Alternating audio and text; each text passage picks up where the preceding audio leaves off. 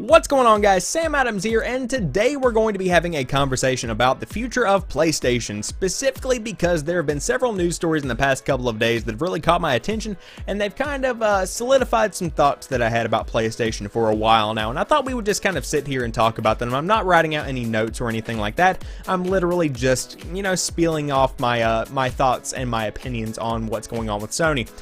So let's go ahead and break down the stories we'll be talking about. First off, the PlayStation TV has been discontinued in Japan. What retailers have right now is the only stock of the PlayStation TV that they will ever have, and although this is exclusive to Japan at the time of making this video, we can pretty much confirm that this is worldwide, and retailers just haven't really realized it over here in America because no one's buying any. That's just a fact of life. That's a fact of the gaming industry, and in general, the PlayStation TV has never sold that well, so we'll be talking about that.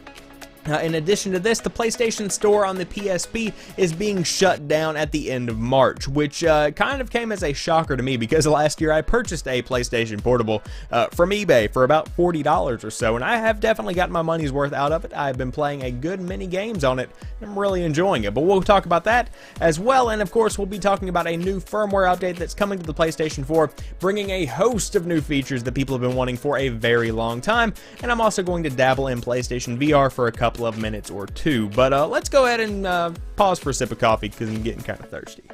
So how do I feel about all of this? We'll go ahead and break it down story by story. The PlayStation TV was a bad idea to begin with, and let's just go ahead and get that out of the way. It was originally intended to be a hybrid console, but there just isn't a market for that. For the games on the Vita, they aren't visually impressive enough to be put on the PlayStation TV that blew these screen resolutions up to massive proportions as compared to those on the PlayStation Vita, so the games look terrible, and although they played okay, I couldn't really get past that whenever I was playing the games on mine. And that was one of the major flaws that I saw, in addition to the fact that it didn't have a Netflix option and it didn't really have a YouTube option that came bundled with the device.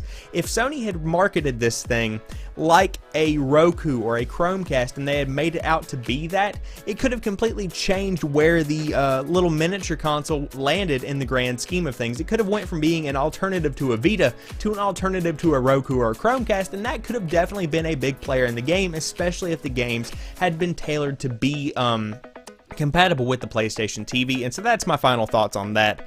As far as the PlayStation Portable Store being shut down, I feel for the PlayStation Portable Go guys, and if you don't know what a PSP Go is, it came out a couple of years ago, I believe in 2010 or 2009, and I actually did purchase one of these, and I have to say that I was impressed with it, although it was not released timely. It wasn't released in a timely manner. People weren't ready for what it was, and the PSP Go was a download-only version of the PSP. It had the exact same games, it had the exact same software, but the games were completely and totally digital. There was no option for a physical version of a game.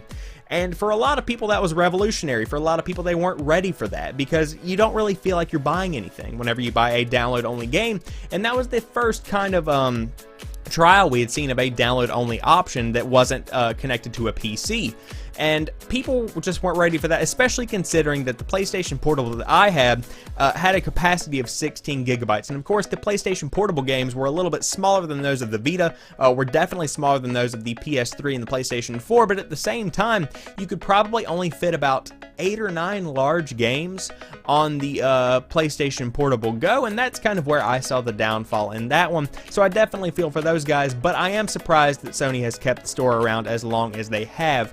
And I definitely think that this kind of signifies they are definitely moving away from the handheld side of the gaming industry, with the PlayStation TV being a hybrid console between a handheld and a full-fledged console. I can see that they're trying to just focus on where the money is with the PlayStation 4. With the PlayStation Portable, I know they realize that it has been successful in the past, but I can definitely understand where they're trying to get rid of that, go where the money is, go where the crowd is with the PlayStation 4, and focus all the effort on that.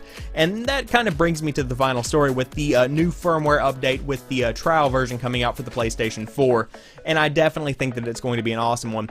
It seems like with update 3.5, I believe, is the official number, or the official software update, or the firmware update rather, I can definitely see where Sony has been listening to the gamers, they've been listening to the community, and they've been incorporating features that people have been wanting for a long time.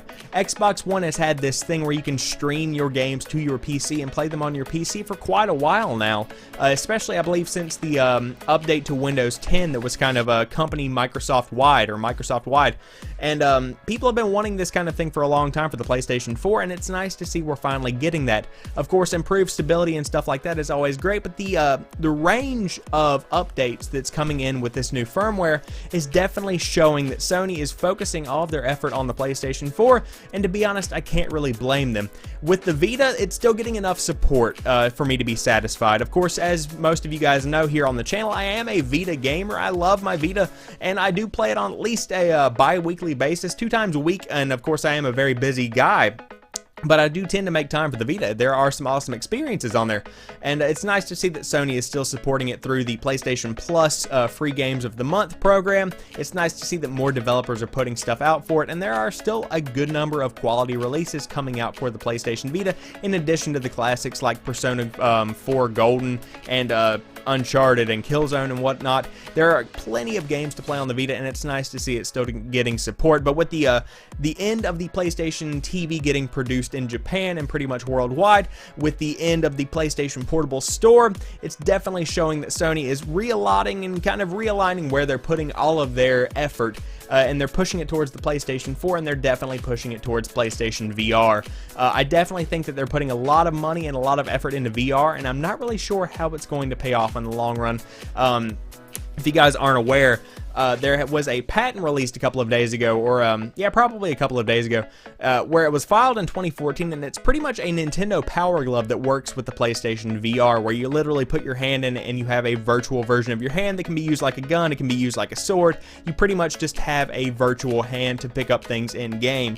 And that sounds really like a huge, complete failure. I'm sorry, like, I just have to come out and say it. I have no faith that that is going to be an awesome addition to the PlayStation VR idea or brand, really.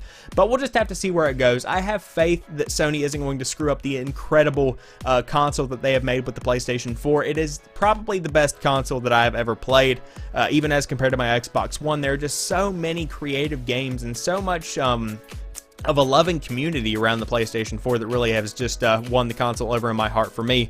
But that's just one man's opinion. Let me know what you think in the comments section down below. I just kind of wanted to ramble about Sony for a little while and just get my thoughts out there in one big video. But I want to thank each and every one of you guys for watching this particular video.